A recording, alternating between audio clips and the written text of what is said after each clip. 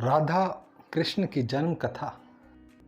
सतयुग और त्रेता युग बीतने के बाद जब द्वापर युग आया तो पृथ्वी पर झूठ, अन्याय, असत्य, अनाचार और अत्याचार होने लगे और फिर उनकी अधिकता में वृद्धि होने लगी और अधर्म के भार से पृथ्वी दुखित हो उठी। तब उसने ब्रह्मा, विष्णु, महेश के पास पहुंचकर प्रार्थना की कि वे इस असहनीय भार से मुक्त करें, लेकिन वे तीनों ही पृथ्वी को इस भार से मुक्त करने में असमर्थ थे।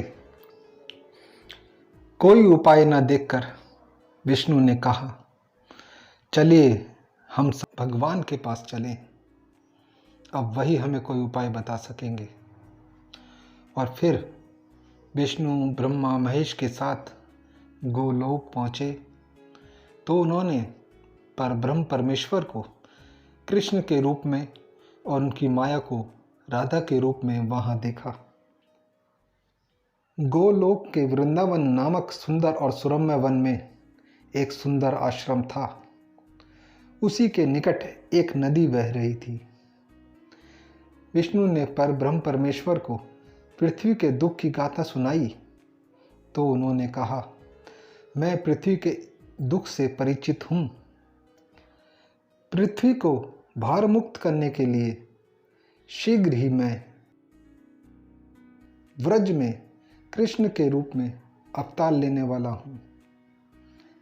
मैं वासुदेव की पत्नी देवकी के गर्भ से जन्म लूँगा और क्योंकि मैं अपनी माया से और मेरी माया मुझसे पृथक नहीं रह सकती, इसलिए मेरी माया राधा रूप में बरसाने में वृषभानु गोप के घर में जन्म लेंगी और उसके बाद मैं पृथ्वी को इस भार से मुक्ति दिलाने का प्रयास करूंगा, क्योंकि एक एक पापी का वध करना कठिन है। इसलिए मैं ऐसा उपाय करूंगा कि संसार के समस्त पापी आपस में लड़ भिड़ कर पृथ्वी को भारहीन बना दें। अब आप लोग निश्चिंत होकर अपने अपने लोक को पधारिए और मेरे आदेशों की प्रतीक्षा कीजिए। तब विष्णु आदि देवताओं ने परमेश्वर को प्रणाम किया और अपने अपने लोक में आकर परमपिता के आदेश की प्रतीक्षा करने लगे।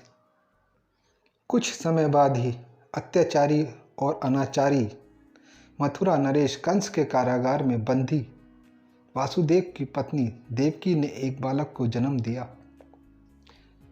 बालक के रूप में जन्म लेने से पूर्व ही भगवान ने उन्हें अपनी योजना बताते हुए आदेश दिया था कि वासुदेव उन्हें गोकुल में गोप की पत्नी यशोदा के पास छोड़ आएं और उसी समय उनके गर्भ से जन्म लेने वाली कन्या को लाकर कंस को सौंप दे, क्योंकि वह कन्या मेरी ही योग माया है। वासुदेव ने ऐसा ही किया और कृष्ण गोकुल में नंद गोप की पत्नी यशोदा की गोद में पलने लगे। उधर उनकी माया ने भी राधा के रूप में बरसाने के वृषभानु गोप की पत्नी के गर्भ से जन्म लिया, जिसका नाम माता पिता ने बड़े चाव से राधा रख दिया। अलग अलग गांवों में रहते हुए भी राधा और कृष्ण बचपन से ही एक दूसरे को चाहने लगे थे। वन में गाय चराते हुए अक्सर राधा से कृष्ण की भेंट हो जाया करती थी। फिर जब वे दोनों बड़े हो गए तो जब भी रात की बेला में कृष्ण अपनी बांसुरी के स्वरों द्वारा अपनी प्रियतमा राधा को पुकारते, राधा अपनी सहेली गोप बालाओं के साथ कृष्ण के पास पहुंच जाती। राधा और कृष्ण का यह प्रेम लड़के लड़की का प्रेम था, जो थोड़े ही दिनों में पूरे व्रज में चर्चित हो गया। तब नंद बाबा और यशोदा ने चाहा कि कृष्ण का विवाह राधा के साथ कर दिया जाए। उधर बरसाने में वृषभानु और उनकी पत्नी कलावती की भी यही इच्छा थी। एक शुभ दिन राधा और कृष्ण की सगाई कर दी गई। पूरा व्रज प्रदेश आनंदोल्लास भरे उत्सवों से भर गया, लेकिन उन दोनों का विवाह नहीं हो पाया, क्योंकि कंस के आदेश पर अक्रूर कृष्ण को बुलाने के लिए मथुरा से वृंदावन पहुंच गए और अत्याचारी कंस तथा राक्षसी स्वभाव वाले उनके अनुचरों का वध करने के लिए कृष्ण को बलराम के साथ वृंदावन छोड़कर मथुरा जाना पड़ा। और मथुरा में कंस आदि का वध करने के बाद मथुरा राज्य की सुरक्षा के उत्तरदायित्व ने कृष्ण को इतना उलझा दिया कि वह चाहकर भी वृंदावन नहीं जा सके। उधर अपने जामाता कंस के वध का बदला लेने के लिए उसके ससुर जरासंध ने अपनी विशाल सेना के साथ मथुरा को घेर लिया। लेकिन कृष्ण और बलराम ने अपने पराक्रम से जरासंध और उसकी विशाल सेना को पीठ दिखाकर भागने पर मजबूर कर दिया। लेकिन जरासंध पराजित होकर भी शांत नहीं बैठा। उसने कई बार मथुरा पर आक्रमण किए।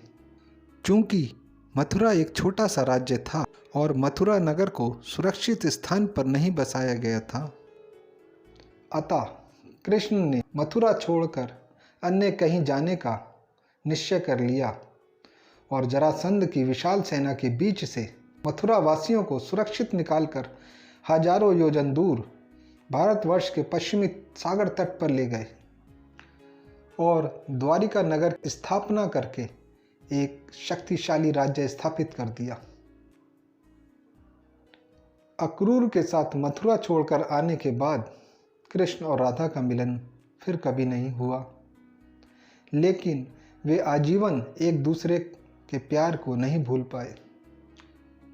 वैभव संपन्न द्वारका में सुंदर पत्नियों का प्यार पाकर भी वह राधा के प्यार को नहीं भूल पाए और संसार आज भी राधा कृष्ण के प्रेम को एक आदर्श प्रेम के महान तथा अमर प्रतीक के रूप में याद करता है। उनकी मूर्तियां भारत के मंदिरों में ही नहीं, विदेशों में भी अनेक मंदिरों में भी प्रतिष्ठित हैं और लोग बड़े भक्तिभाव से उनकी पूजा आराधना करते हैं। दोस्तों, अगर आपको ये कहानी अच्छी लगी हो तो चैनल को लाइक, सब्सक्राइब करें और एक अच्छा कमेंट ज़रूर करें। धन्यवाद।